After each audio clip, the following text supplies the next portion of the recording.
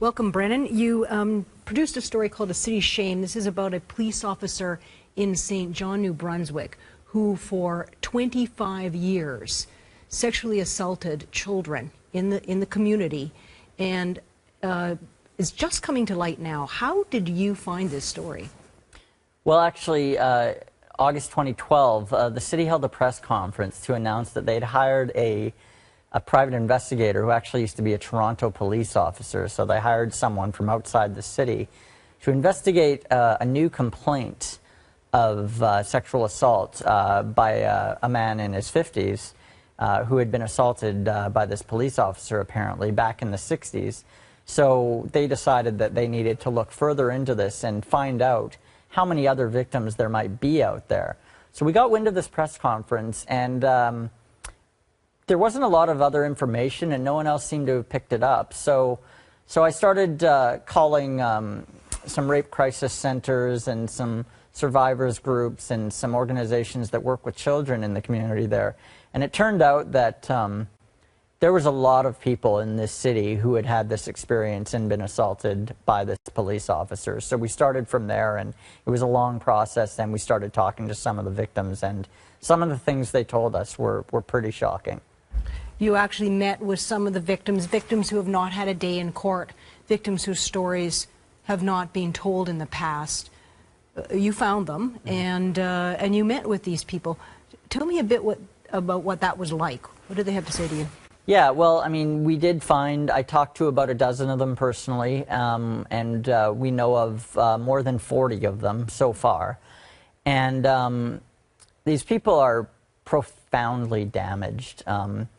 You know, some people will say, well, why are we bringing this up again 40, 50 years later? And it's because these people have never had their day in court. They've never told anyone in many cases. And they have been very damaged, as I say, by this. And, you know, some of them have dealt with severe substance abuse issues. A lot of them have had trouble having relationships. A lot of them have a lot of anger. Some of them have spent significant times in jail. So this experience stayed with these people and really colored everything in their lives. People have said to me, you know, 40 years later, whenever I enter a room, I still sit with my back to the wall because he used to come up behind me and grab me. And I'm scared for someone to come up behind me, so I have to be able to see everyone coming in and out of the room. Another one told me, and a man who still lives within blocks of where he was regularly assaulted by this police officer. Another one, he told me that he had never told anyone for 40 years, and he just told his 30-year-old daughter last year. He's a guy who is completely illiterate because he stopped going to school when he was a child, because that's when this police officer knew that he could find these kids going to and from school, and he was scared, so he stopped going to school.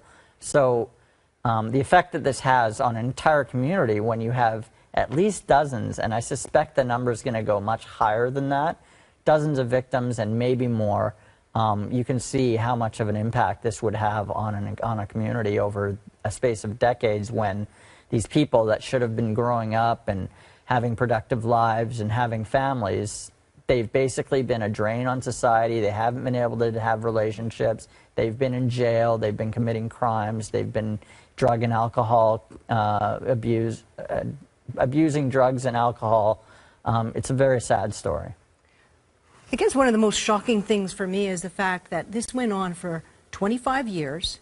It was a high-profile police officer, and yet somehow or other, nobody heard about this, nobody did anything about it. The secret is just coming out now.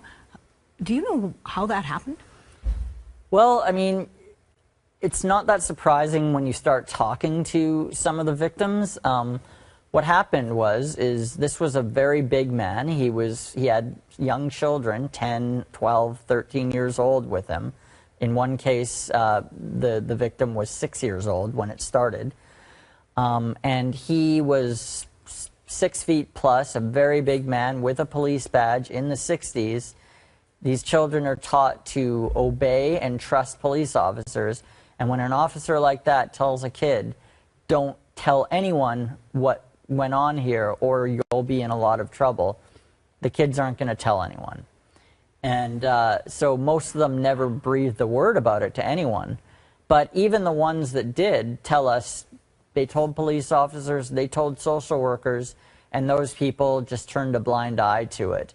And it turns out that this was actually kind of an open secret in the community, because there's always rumors floating around and there's stories. And I mean, as a matter of fact, Kenneth Estabrooks was caught in 1975. There was 2 boys who complained to the police. They looked into it, did an investigation, they did a sting, caught him in the car with another boy. He signed a confession that said that he admitted to this, but he didn't get charged. The chief decided to quietly transfer him off into a city works job repairing tires, and didn't tell anyone, apparently, what had happened. We spoke to the Public Works Commissioner from that time, who told us that the chief came to him with this transfer request, and he thought it was strange that this 20-year police officer, who is a sergeant, was being transferred, and he wondered why, but told us that he never asked why. Same thing with the city manager at the time, other city officials. And you just wonder, was it really that they didn't know, or they hadn't heard, or that they didn't want to know? You would think that in an unusual case like that of a veteran police officer who had been promoted up the chain of command, after 20 years, all of a sudden he's being transferred into kind of a more low-level job. You would think that people would ask questions, but people say they didn't know what was going on. And that seems very, very suspicious to us. But the city and the police had several opportunities all through the years before last year, when they did do start undertaking a full investigation. They had a lot of chances to find out what was going on and to investigate how many victims there were out there. And they just never did a proper job of that. In the late 90s, more victims came forward, and Estabrooks actually went to trial, and he ended up being convicted on 4 charges and sent to jail for 6 years.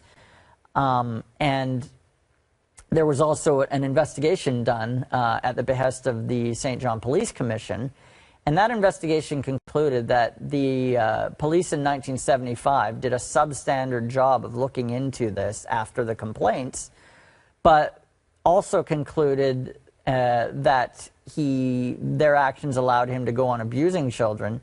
But then, contradictorily, they also concluded that they didn't think that there was a willful cover-up here. And you have to wonder what else was in that report, because the chief at the time in 2000, when that report was done, repeatedly refused to release the full details of that report. So you wonder how many people really knew what was going on, because it doesn't seem credible that no one knew.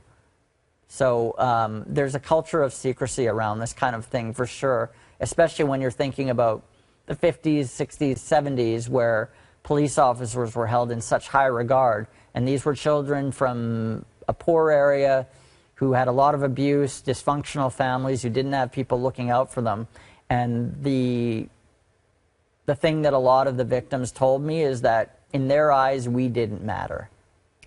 What's the end of the story? Is there likely to be any kind of compensation for these victims, or an apology, or what is it likely to come out of this investigation as far as you can tell? Well, in our story, we did talk to the mayor, and he did have a message for the victims. He did issue an apology on the behalf of the city. But there is definitely more to come. As far as who did what when back in the past, they're not looking at that right now. They're looking at trying to uncover the extent of the damage to the victims and find all those people who were victimized. That's been going on for more than a year right now, and the investigator believes that he's going to be at this for several more months. So the story's not even close to over right now. As I said, we've uncovered ourselves more than 40 victims, and there may be many more than that. We don't know how high that number will go, but compensation is definitely something that will be discussed. I do know that there is already a lawyer involved representing several of the victims, so that story is far from over. It's probably going to go on for a few more years. Brendan, thank you for bringing this. It's such an important story, both on behalf of the victims who haven't had their story told, and hopefully bringing this to light for the city and really for the rest of us across Canada. Thank you very much. Thank you.